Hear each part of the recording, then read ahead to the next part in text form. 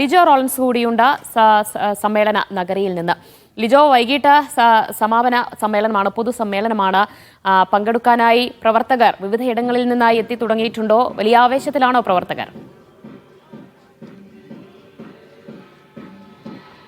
ദിവ്യ, 30 വർഷത്തിന് ശേഷം കൊല്ലം ഒരു തവണ കൂടെ CPM സമ്മേളനത്തിന് വേദിയായി. ഇന്ന് സമാപന ദിവസമാണ്. അതായത് ഞാനിപ്പോൾ ഉള്ളത് പൊതുസമ്മേളനം നടക്കേണ്ടുന്ന ആശ്രാമം മൈതാനിയിലാണ്. നൂറുകണക്കിന് ആളുകളാണ് രാവിലെ നമ്മൾ 6 മണി കഴിഞ്ഞ സമയത്ത് ഇവിടേക്ക് വന്നപ്പോൾ തന്നെ ഇവിടേക്ക് ഒഴുകിയെത്തിയിരിക്കുന്നത്. കാര്യം ഈ ആശ്രാമം മൈതാനിയിൽ ഒരു ചരിത്ര പ്രദർശന സ്റ്റാൾ ഉൾപ്പെടെയുള്ള കാര്യങ്ങളൊക്കെ ക്രമീകരിച്ചിട്ടുള്ളത് തന്നെ നിരവധി ആളുകൾ ഇവിടേക്ക് എത്തുകയും ചെയ്തിട്ടുണ്ട്. ഇവിടെ ഫോട്ടോ ഒക്കെ എടുക്കാൻ കുറച്ച് പേരുണ്ട്. എവിടെ നിന്നാണ് ഞങ്ങൾ വരുന്നത്? ഞങ്ങൾ ചങ്ങനാശ്ശേരി നിന്നാണ് വരുന്നത്, കോട്ടയം ചങ്ങനാശ്ശേരി. വണ്ടി പിടിച്ച് വന്നോ? ഞങ്ങൾ രാവിലെ ട്രെയിനിന് വന്നു, മെമൂന് വന്നു. ഞങ്ങൾ ഒരു സംഘം, ഒരു 16 പേരോളം അടങ്ങുന്ന ഒരു സംഘം എത്തിയിരിക്കുകയാണ്.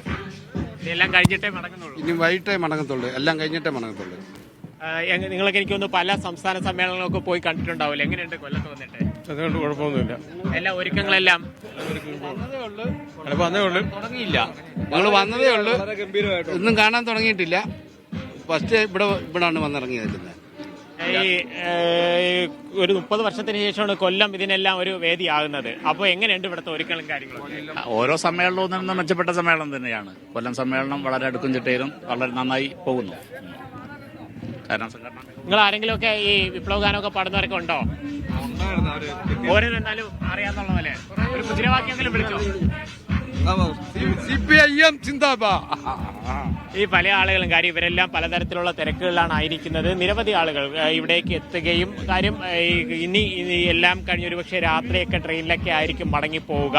ഇതിന്റെ ക്രമീകരണങ്ങൾ എങ്ങനെയാണെന്ന് ചോദിച്ചു കഴിഞ്ഞാൽ ഞാനിപ്പോൾ നിൽക്കുന്നതിന് നേരെ എതിർവശത്താണ് ഈ പൊതുസമ്മേളനം നടക്കുന്ന വേദി ക്രമീകരിച്ചിരിക്കുന്നത്. ആ വേദിയിൽ, അതായത് വേദിക്ക് പുറത്ത് ക്രമീകരിക്കുന്നതിന് വേണ്ടിയുള്ള കസേരകളെല്ലാം തന്നെ എത്തിയിട്ടുണ്ട്. ആ കസേരകളിൽ 10,000ങ്ങളെ പ്രതീക്ഷിക്കുന്നു. ഒപ്പം തന്നെ അതിന് പിന്നിലായി 1,00,000 ആളുകളെയാണ് CPM ജില്ലാ കമ്മിറ്റി ഇവിടേക്ക് പ്രതീക്ഷിക്കുന്നത്. സംഘാടക സമിതി അതിന്റെ ഒരു ക്രമീകരണം തന്നെയാണ് ഒരുക്കിയിരിക്കുന്നത്. മാത്രമല്ല മറ്റൊരു പ്രധാന കാര്യം, ഈ കൊല്ലം ജില്ലയിൽ നിന്നുള്ള ഏകദേശം 25,000 റെഡ് വോളണ്ടിയേഴ്സ് ആയിരിക്കും 3 മണി മുതൽ ആരംഭിക്കുന്ന റെഡ് വോളണ്ടിയേഴ്സ് മാർച്ചിൽ അണിനിരക്കുക. അതിനുശേഷം 5 മണിയോടുകൂടെയാണ് പൊതുസമ്മേളനം ആരംഭിക്കുക. ഈ സമ്മേളന നഗരിക്ക് നൽകിയിരിക്കുന്ന പേരെന്ന് പറയുന്നത് സീതാറാം യെച്ചൂരി നഗർ എന്നുള്ളതാണ്.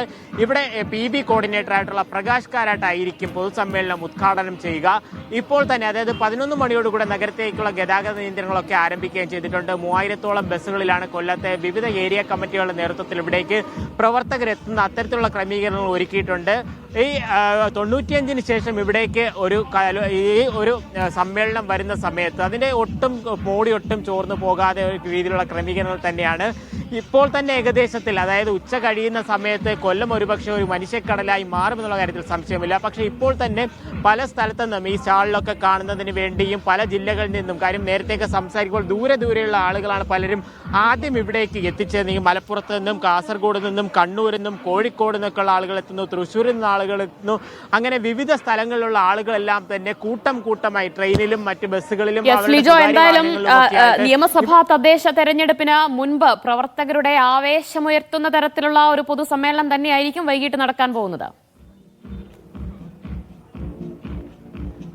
ആ കാര്യത്തിൽ യാതൊരു സംശയം വേണ്ട ദിവ്യ. കാരണം അത്തരത്തിലുള്ള ഒരു ക്രമീകരണം തന്നെയാണ് ഒരുക്കിയിരിക്കുന്നത്. നഗരത്തിന്റെ പല ഭാഗത്തു നിന്നും ഇങ്ങോട്ടേക്ക് പ്രവർത്തകർ അണിയായത്. ഇപ്പോൾ ഇത്തരത്തിൽ കൂട്ടം കുറച്ച് പേർ, ഒരു 10 പേരൊക്കെ അടങ്ങുന്ന സംഘമായി വരുന്നുവെങ്കിൽ ഇനി അങ്ങനെയല്ല നടക്കാൻ പോകുന്നത്. ഉച്ചയ്ക്ക് ശേഷം ആകുന്ന സമയത്ത് പല ഭാഗത്ത് നിന്ന്, ഹൈസ്കൂൾ ജംഗ്ഷന്റെ ഭാഗത്ത് നിന്ന് ഇവിടേക്ക് വരുന്നു, ഒപ്പം തന്നെ കടപ്പാക്കടയിൽ നിന്ന് വരുന്നു, ചിന്നക്കടയിൽ നിന്നും വരുന്നു, മറുവശത്ത് നിന്നും വരുന്നു. അങ്ങനെ എല്ലാ ഭാഗത്തു നിന്നും കൂട്ടമായി പ്രകടനത്തോടു കൂടെയൊക്കെ പ്രവർത്തകർ ഇവിടേക്ക് എത്തിച്ചേർന്നു. അതിൽ തന്നെ ഏറ്റവും ആകർഷണമെന്ന് പറയുന്നത് 25,000-ഓളം വരുന്ന റെഡ് വോളണ്ടിയേഴ്സ് അണിനിരക്കുന്ന റെഡ് വോളണ്ടിയർ മാർച്ച് തന്നെയായിരിക്കും. അത് അക്ഷരാർത്ഥത്തിൽ ഒരു ചെങ്കടലായി മാറുമെന്നുള്ള കാര്യത്തിൽ യാതൊരു സംശയവുമില്ല. സംഘാടക സമിതി അതിനുള്ള ക്രമീകരണങ്ങൾ തന്നെയാണ് ഒരുക്കിയിരിക്കുന്നത്.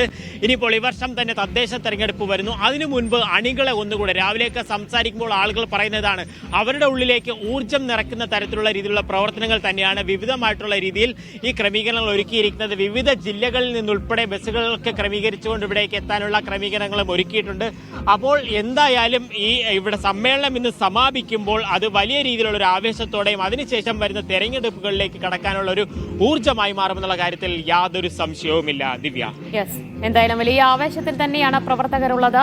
ഇന്നിപ്പോൾ സംസ്ഥാന സമ്മേളനം സമാപിക്കാൻ പോവുകയാണ്. വൈകിട്ട് പൊതുസമ്മേളനം നടക്കുന്നു. പൊതുസമ്മേളനത്തിൽ പങ്കെടുക്കാനായി സംസ്ഥാനത്തിന്റെ വിവിധയിടങ്ങളിൽ നിന്നായി ആളുകൾ എത്തിച്ചേർന്നിട്ടുണ്ട്. വിപുലമായ ക്രമീകരണങ്ങൾ തന്നെയാണ് കൊല്ലത്തൊരുക്കിയിട്ടുള്ളത്. ലിജോ റോളൻസ് ആണ് വിവരങ്ങൾ നൽകിയത്.